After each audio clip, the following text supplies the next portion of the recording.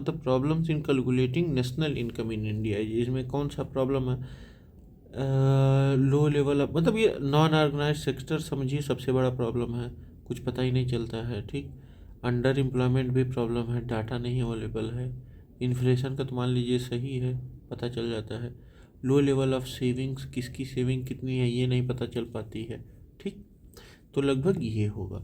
Under employment refers to a situation where people are working in jobs that do not fully utilize their skills.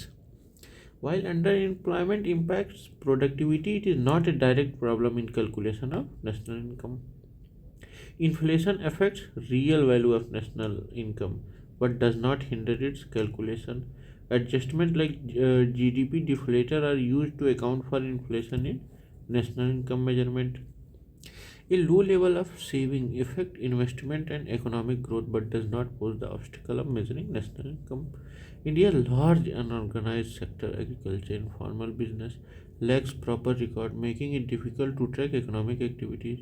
Problems due to unorganized sector include lack of formal documentation, issues of double counting, presence of black money, non monetised transaction, barter system in rural areas. ठीक, कभी कभार क्या होता है, और double counting, intermediate goods along with final goods, informal sector activities, many economic activities remain unaccounted, illegal income and black money.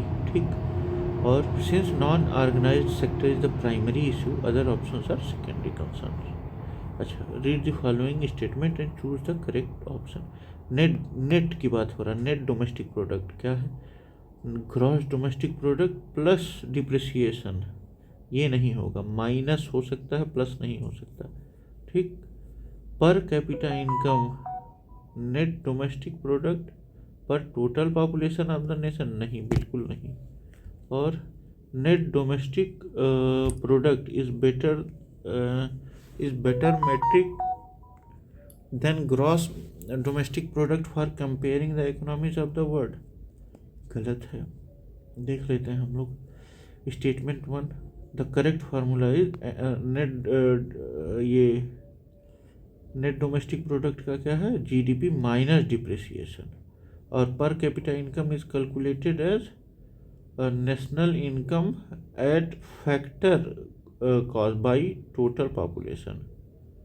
और इसमें क्या था? ये डोमेस्टिक प्रोडक्ट था। NDP is a better metric than GDP. National domestic product क्या है? Better metric है than GDP because it reflects the real net output after accounting for capital depreciation. A high GDP might mislead if a country has significant depreciation requiring replacement investment. ठीक, अब आते हैं personal disposable income क्या होता है। ये personal disposable income, personal income minus personal tax payment. अच्छा, tax payment के बाद जो वो रहता है वही पर्सनल डिस्पोजेबल इनकम रहता है। Personal disposable income equal to personal income minus direct tax payment. PDI represent the income available to households for spending and saving after taxes। ठीक,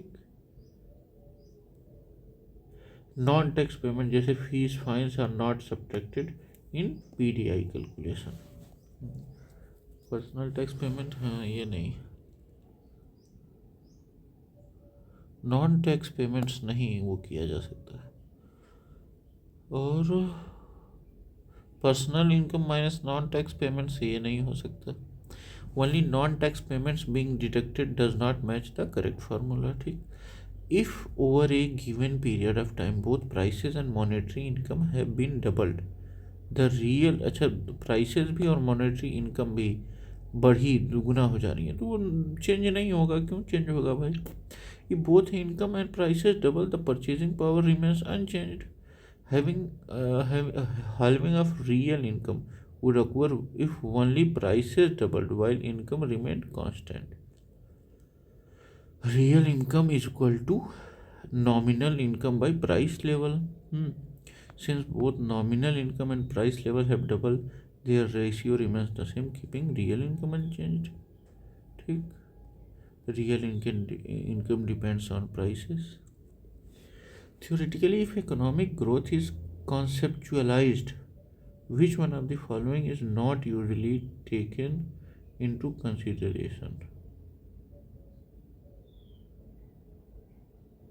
अगर इकोनॉमिक ग्रोथ को कंसेप्चुअलाइज किया जाए तो which one of the following not, अच्छा कौन सा वो नहीं लिया जाता है, कंसीडर नहीं किया जाता है।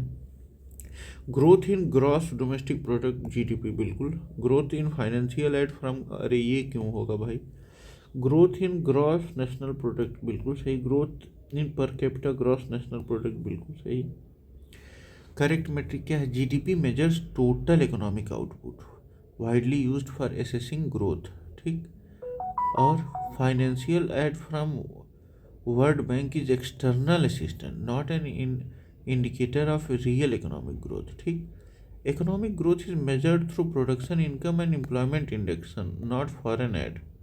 ठीक, GNP consider total production of residents gross national product including income earned abroad, making it relevant। और per capita GDP reflects average economic well-being of individual, which is crucial for development analysis। World Bank is not a standard measure for economic growth। ठीक है। Problems of national income calculation, unorganized sector, black money, non monetized transaction। National development product क्या है, domestic, national domestic product GDP minus gross domestic product minus depreciation. पर capita income क्या है, net national product at factor cost by total population. ये क्या हो जाएगा, पर capita income. Personal disposable income क्या है, personal income minus tax payments. Real income remains unchanged if both prices and nominal income doubled। World Bank aid is not considered in economic growth measurements। अब आगे हम लोग देखते हैं। Consider the following statement about Amartya Sen advice regarding priorities for Indian economy। It should be commodity oriented। Commodity का क्या, commodity का कोई मतलब नहीं रहता है। It should be people oriented, बिल्कुल सही। Economic security to be the poorest of the poor, बिल्कुल सही। Safeguard against integration of these in with world economy, बिल्कुल सही। Amartya Sen criticise the commodity based approach, arguing that economic development should be people centric, focusing on human development indicators, ना कि commodity पे। He emphasised human development and economic policies aimed at improving people's quality of life rather than focusing only on economy output। मतलब फायदे के ही चक्कर में मत रहिए, वेलफेयर मेजर लीजिए। His theory supported welfare measures, ensuring economic security for poorest section of society। He warned about unregulated globalization, advocating safeguards against economic interaction that might harm the poor। The view that planning in India should in a future pay more attention to the people than the commodities was given by Amartya Sen। Amartya Sen, a Nobel laureate in economics 1998, argued the economic planning should be prioritize human development over community-based growth। He developed the capability approach, which emphasized health, education and standard of living as key development indicators। ठीक, unlike earlier growth models that focused on industrialization and GDP, Sen's approach emphasized social welfare and equitable distribution। ठीक, the Hindu rate of growth refers to the growth rate of national income। ये कब दिया गया, ये the term Hindu rate of growth was coined by Professor Raj Krishna in 1981।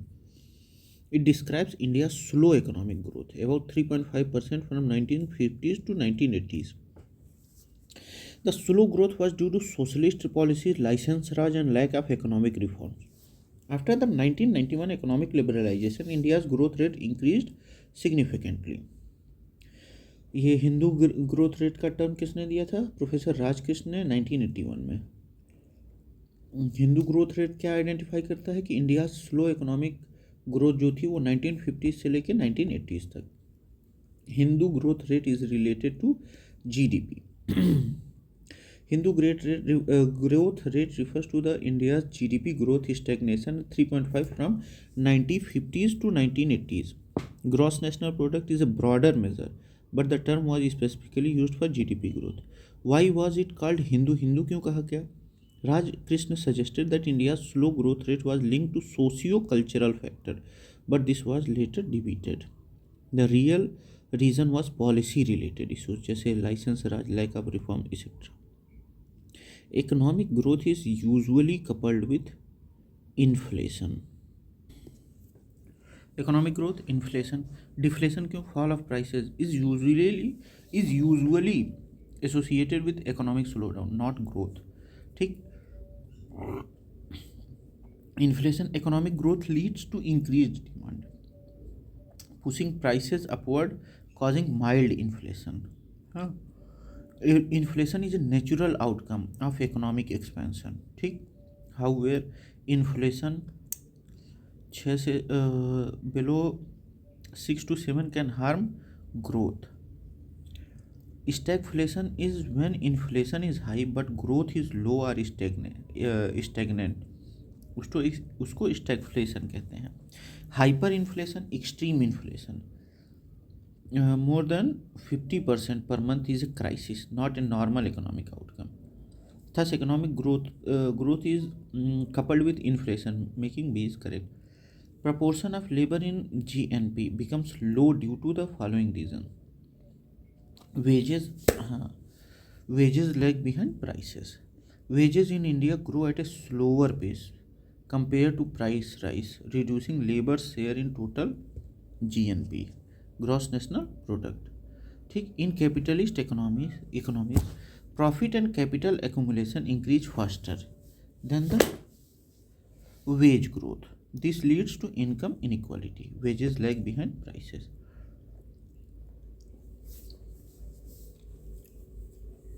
इसको match करना है. ठीक. अब इकोनॉमिक डेवलपमेंट क्या? कंस्ट्रक्टिव चेंज हो जाएगा. इकोनॉमिक ग्रोथ जीडीपी से, sustainable development environment, quality of life, health. ठीक. Economic development, constructive change. Economic development involve long term structural changes, not just GDP growth. Economic growth is measured under GDP or GNP. Sustainability focuses on environmental protection, quality of life, health standards. Amartya Sen model prioritize people-oriented development, ना कि commodity oriented. Hindu growth rate 3.5% refers to GDP stagnation of 1950s से लेके 1980s तक. तो ये professor Rajkrishna ने दिया था. Inflation is usually coupled with economic growth. Wages lag behind prices, reducing labour share in gross national product. Economic development is not equal to economic growth. GDP is not enough. With reference to the Indian economy, consider the following statement. Gross domestic product has increased by 4 times in the last 10 years. नहीं भाई. The percentage share of public sector in GDP has declined in the last 10 years. ये बिल्कुल सही है. In last 10 years, India's GDP has not quadrupled. Growth has been significant but fluctuately due to factors like demonetization, COVID-19 pandemic and global economic slowdowns.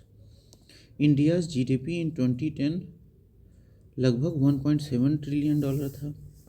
2020 में $2.8 trillion. ठीक. क्या ये 4x हुआ? नहीं हुआ. The public sector share in GDP has declined while the private sector has grown.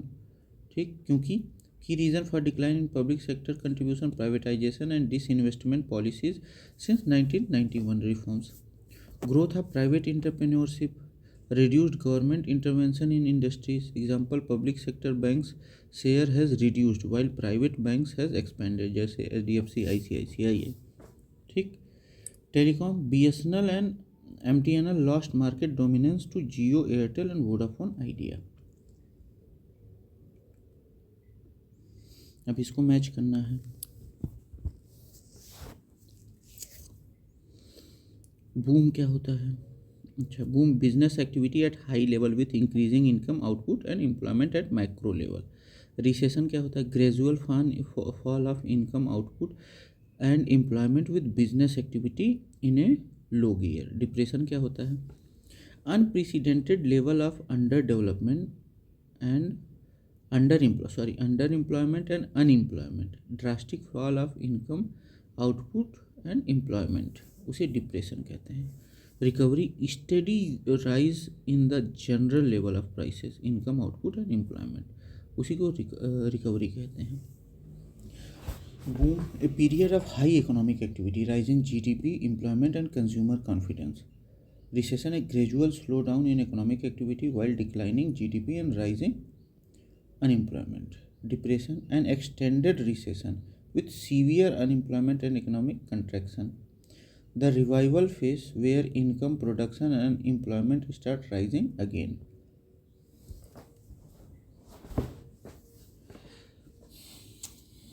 In the context of Indian economy, consider the following pairs. इसमें से कौन सा मतलब करेक्ट है? Melt down, fall in stock prices, बिल्कुल सही है। मतलब जब फॉल होगा तभी मेल्ट डाउन होगा। Recession growth rate, recession growth rate में वो नहीं करता। स्लो डाउन भी फॉल इन जीडीपी नहीं।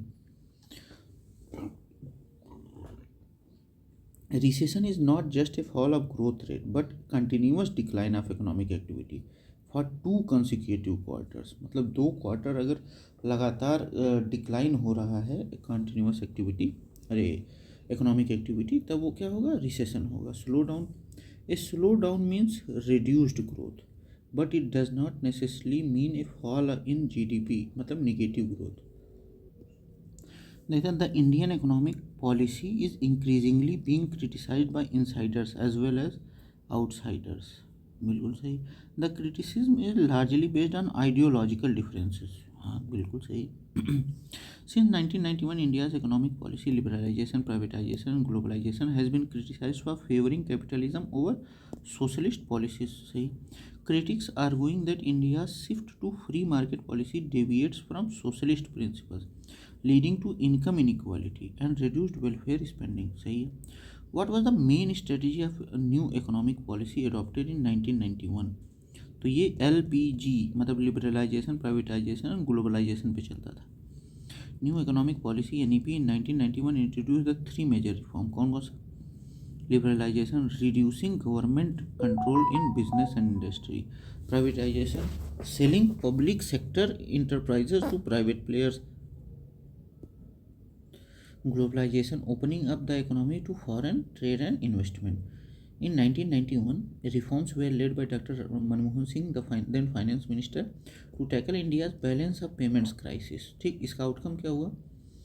Higher FDI inflows, foreign direct investment, growth in IT and telecom sector, Infosys, Wipro sector, rise of private sector, SDFC और ICICI. India's GDP has not quadrupled in 10 years, but the public sector share has declined. Economic cycles follow boom, recession, depression, and recovery phases. Stock market meltdown is not equal to economic recession.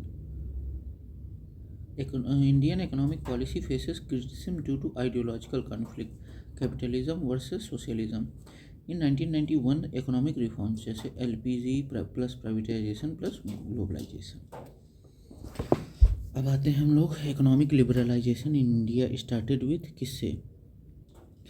Substantial changes in industrial licensing policies. The substantial changes in industrial licensing policies. ठीक, क्या हुआ था उस समय? Economic liberalisation in India started on 24 July 1991 under the Narasimha Rao government focusing primarily on industrial licensing reforms. ठीक, the new industrial policy 1991 removed licensing requirements for most industries except for 18 critical sectors. मतलब लगभग 18 critical sectors को अगर छोड़ दें तो लगभग सबका ख़त्म कर दिए थे। ठीक, जैसे डिफेंस, हजार्डियस और हजार्डियस केमिकल्स, इन सब का रखे थे, बाकी सबका लाइसेंसिंग पॉलिसी को रिन्यू कर दिया गया था। The convertibility of rupee partial was introduced in later in 1992 under Manmohan Singh economic reforms. फिर क्या हुआ, कन्वर्टिबिलिटी ऑफ रुपी भी लाया गया 1992 में. Full convertibility on the current account was achieved in 1994 but capital account convertibility remains limited. ठीक, current account मतलब उस समय का जो भी सिचुएशन रहा होगा जिससे कंपेयर हो रहा होगा उस वर्ड उससे था, और कैपिटल अकाउंट मतलब उसी साल से किस तरीके से कन्वर्ट हो रहा है उसको उससे वो करते हैं. For FDI foreign direct investment reforms were gradual and expanded till 1990s and early 20s. In 1991, FDI was capped at 51% in the select sectors. Over time, FDI caps were realized in retail, telecom and insurance. अब तो insurance पे 100% है, ये retail और telecom पे भी लगभग लगभग हो गया है. Tax reforms were introduced in phases, जैसे 1997 में income tax reforms, GST in 2070, but were not the starting point of liberalisation. Which one of the following is correct regarding stabilization and structural adjustment as two components of new economic policy adopted in India? ये क्या है, structural adjustment is a gradual multi-step process while stabilization is a quick adaptation process. ठीक, अब structural का क्यों धीरे धीरे काम करना पड़ेगा, ठीक, और छोटे छोटे स्टेप्स लेने पड़ेंगे, और जब स्टेबलाइजेशन होता है तो वो उसमें क्विक एडाप्टेशन होता है. Stabilisation is short term measure not gradual process. ठीक, it includes quick economic measures like controlling inflation, reducing fiscal deficit and managing balance of payments. Stabilisation focuses on demand side economic policies which need immediate action, जैसे fiscal discipline, monetary tightening. Structural adjustment is gradual हाँ and affects the supply side, जैसे trade reforms, privatisation, financial sector reforms. अब stabilisation short term 1 to 2 years, structural adjustment long term 5 to 10 years. ठीक है, stabilization and stabilization 1-2 साल में हो जाता है, जबकि स्ट्रक्चरल में कम से कम 5 से 10 साल तक चाहिए समय. ठीक, it is difficult to separate, नहीं ये गलत है. They have distinct objectives and timelines. Both stabilisation and structural adjustment were centrally implemented, not a division between centre and state. मतलब ये दोनों सेंटर ही काम करेगा. Thus, the structural adjustment is a gradual multi-step process while stabilization is a quick adaptation process. Who is called the pioneer of liberalization of Indian economy? तो उस समय वित्त मंत्री थे doctor Manmohan Singh ji. Doctor Manmohan Singh was finance minister in 1991 and architect of India's economic liberalization. His role in 1991 reforms ended the license Raj, opened the FDI in key sector, introduced fiscal and monetary policy reforms, led rupee devaluation to improve exports. P.V. Narasimha Rao, PM at that time, also played a major role, but Dr. Singh was primary policy maker. One of the reasons for India's occupational structure remaining more or less the same over the years has been that investment pattern has been directed toward capital intensive industries. बिल्कुल सही है. Since independence, India's industrial policy favored large-scale capital-intensive industries, heavy machine, steel, energy. This led the slow employment generation, causing occupational stagnation. जैसे large-scale industries, भेल cell received massive investment, but labor-intensive sector जैसे textile and handlooms were neglected. Agricultural productivity has not been consistently high. Green Revolution 1960s to 70s improved output, but migration to cities continued. बिल्कुल सही. Land reforms were only partially successful, and small land holders still faced income issues. Lack of awareness is not the main reason. Structural economic policies were the key factor. ठीक, देखते हैं structural और उसमें क्या फ़र्क था. स्टेबलाइजेशन अच्छा, structural मतलब बहुत आराम से, जबकि स्टेबलाइजेशन क्विक प्रोसेस था.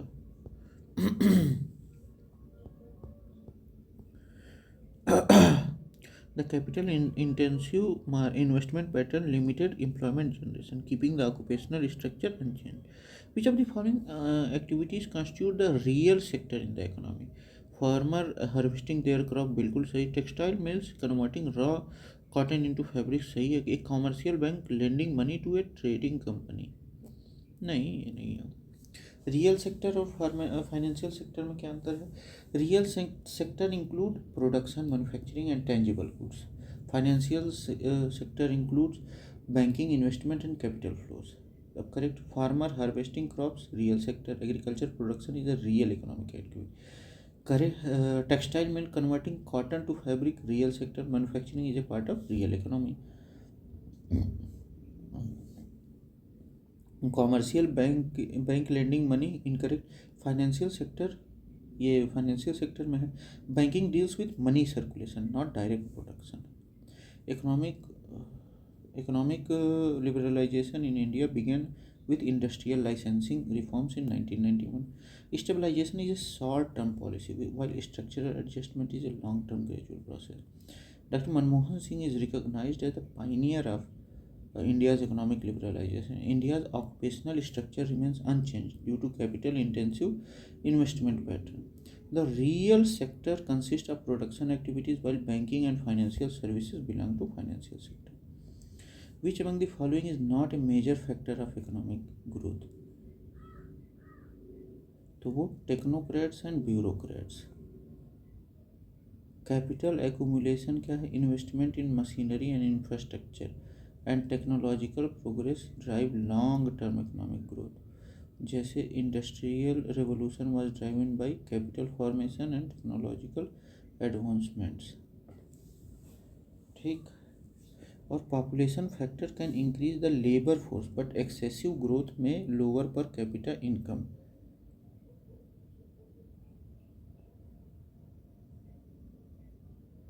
Countries with high population growth but the low GDP growth, जैसे some South African countries struggle with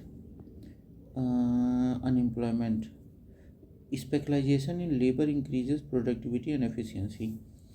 Adam Smith concept of division of labor wealth of nations में led the mass production and higher economic output. ठीक है. While technocrats and bureaucrats play a role in policy making, they are not direct factors of economic growth.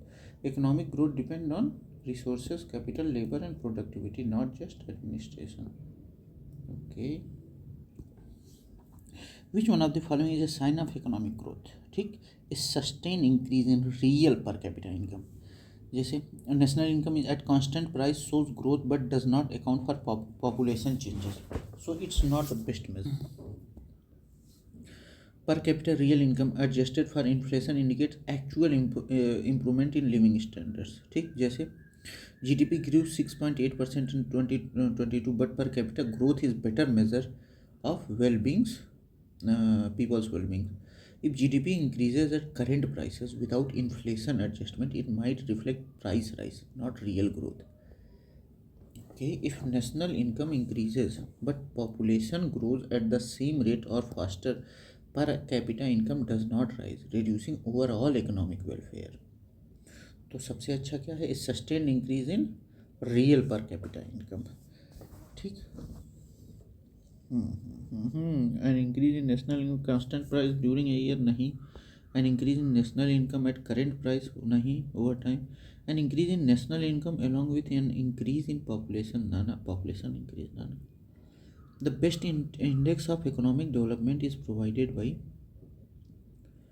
growth in per capita real income from year to year. National income at current prices ignores inflation and population growth. ठीक.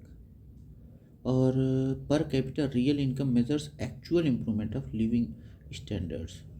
Per capita real income. ठीक. जैसे India's per capita GDP growth is more reliable then total GDP, तो per capita GDP growth जो है वही सही है. A higher saving ratio is good for investment but does not directly reflect economic development. A positive balance of payments means good trade performance but does not necessarily indicate overall economic development. Okay.